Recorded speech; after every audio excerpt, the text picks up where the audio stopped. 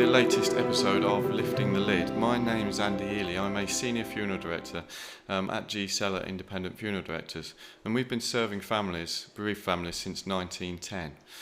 I'm sure you're well aware there's lots of misconceptions, taboos, all sorts of things that people don't like to talk about around the funeral profession. So we've put this series of podcasts together to try and dispel some of those, answer any questions, and basically give you a bit of an insight into that bereavement journey. So please do like, share, subscribe, send those questions, send them to liftingthelid@gseller.co.uk, and we do our absolute best to answer them. It really is our family looking after your family. Now today's episode, we're talking about floristry. So I am joined with Karen Noel. Karen works at Jilly Flowers just across the road from G Seller. So historically, flowers, of course, when someone passed away and they were laid out at home, unfortunately, as nature started to take its course, we can't avoid it. There was a little bit of an aroma that happens. Flowers, of course, and this is possibly like why we have lilies as a kind of a traditional flower. They hid the smell.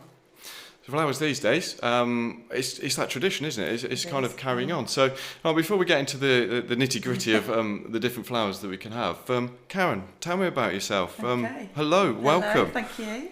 So my love of floristry began about 34 years ago.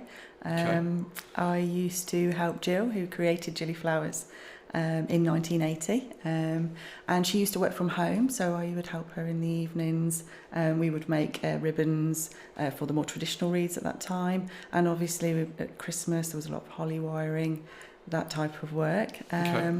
And then when Jill retired, I became a proud owner about 20 years ago. 20 years, brilliant. Okay. So we have a shop premises now, obviously opposite yourself. So yes, yeah, which is really quite useful. It is, yeah. It's nice for the families, to be closer. We work well together, so. Yes. Yeah, of course. Families, when we look after a family, there's a certain amount of information I can give, but not being a florist, it's nice to have you available kind of across the street. That's right. So 20 years, you say. So, I mean, funeral flowers, is it something you've been doing? All of that time, yes. They've changed quite dramatically. They used to be all completely sort of mossed bases, and a lot of wiring, a lot of ribbons were also incorporated, so quite tough on the hands then. But as times change, we now use Oasis, which is soaked, and so it allows you to be a lot more creative and a lot more natural displays. Brilliant. In a minute, I'm going to ask you kind of how you put a floral tribute together. We'll come on to that. Before we carry on, timings. So, people often ask, what is the latest kind of time that they can order a floral tribute for a funeral? Yeah, if you're not particular about the type of flower or the colours that we want to use, so literally we can do something literally a day or two before for those. Yeah, if you want something, a particular variety, or we need to have lilies, that we need to have them at their best for that day. So we need about a week to get those to the right condition. So you mentioned lilies there. Yes. So lilies, of course, is possibly considered that traditional funeral flower. So why is it still traditional I guess today? It's the scent. Yeah, they are quite strong. Roses are, I would say, the next favourite to have as well. Yeah.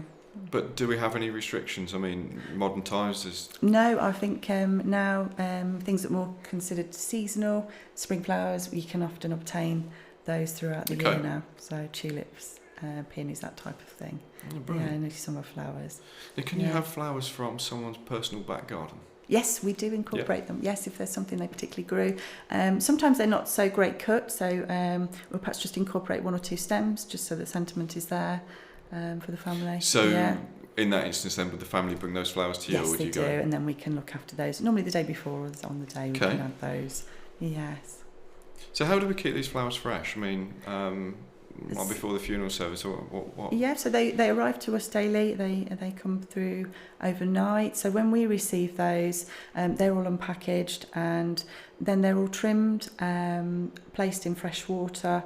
Depending on the variety, there's different type of food that we can help keep those at their best, and then kept at the right temperature, of course, until we need to use them. So when you trim them, yes. What do you mean by trimming them? Trim, so they have to be trimmed at an angle across the bottom, normally with a knife, and that's the best way to allow hydration for them. Okay.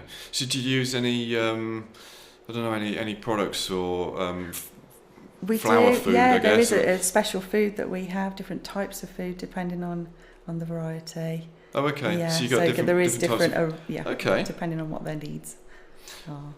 So options. Yes. So we briefly touched on lilies, perhaps being that traditional, yes. Roses. I mean, what are the types of options that we do have available?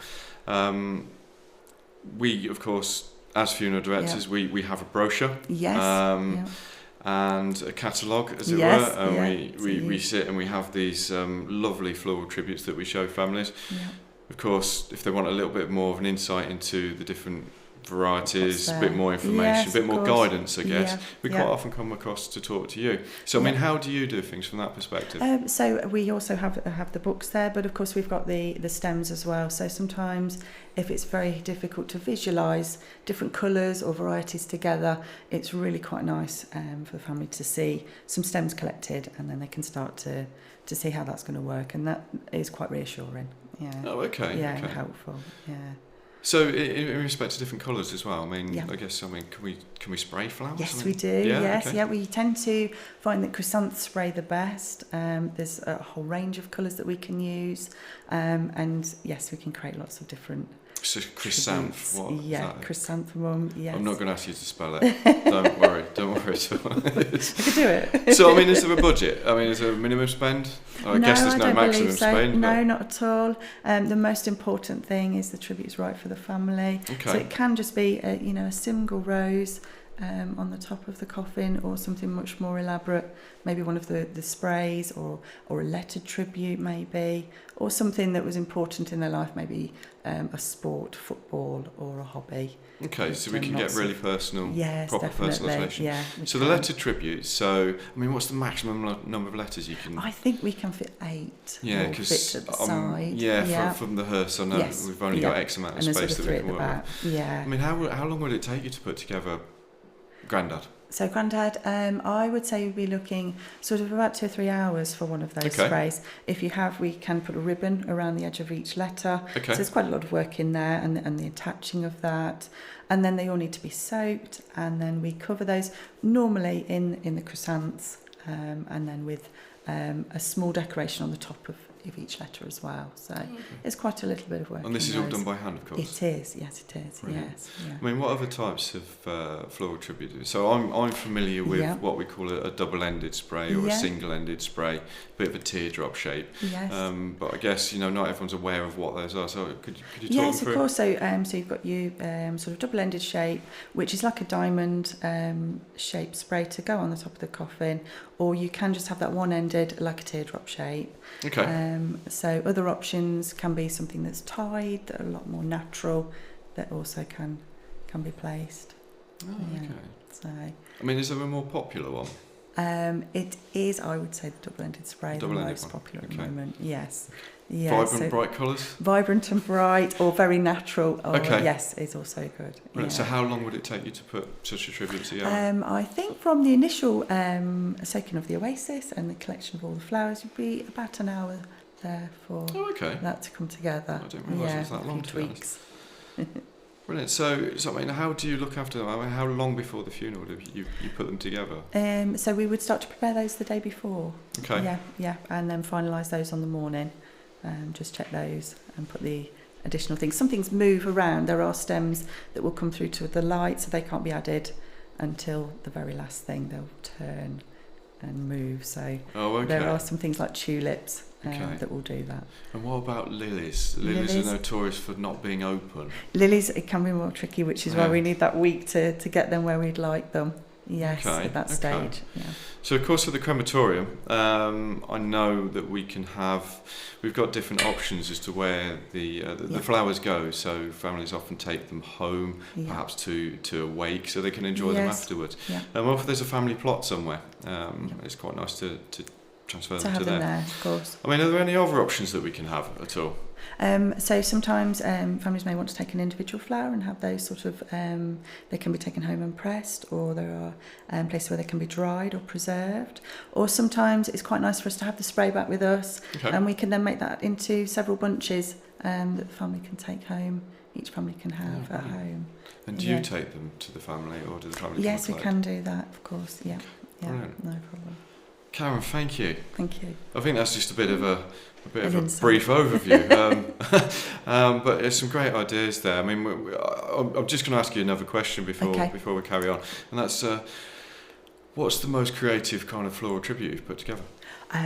So I would say the Minion was my favourite. Yeah, there was a lot of detail. So how long did it take you to do that? That was several hours work there, 3 or 4 hours I would suggest for. But I guess you can have anything. You mentioned footballs. Of course you can. There's footballs, aeroplanes, Rugby cars. Yes, yeah. Brilliant. Okay. So as I say, just a very brief overview there of what it is to be a florist for a funeral profession. Thank you. Thank you. Please join us again next time. As I say, please like, share, subscribe, ask any questions, liftingthelid@gseller.co.uk, and we'll see you next time. Thank you.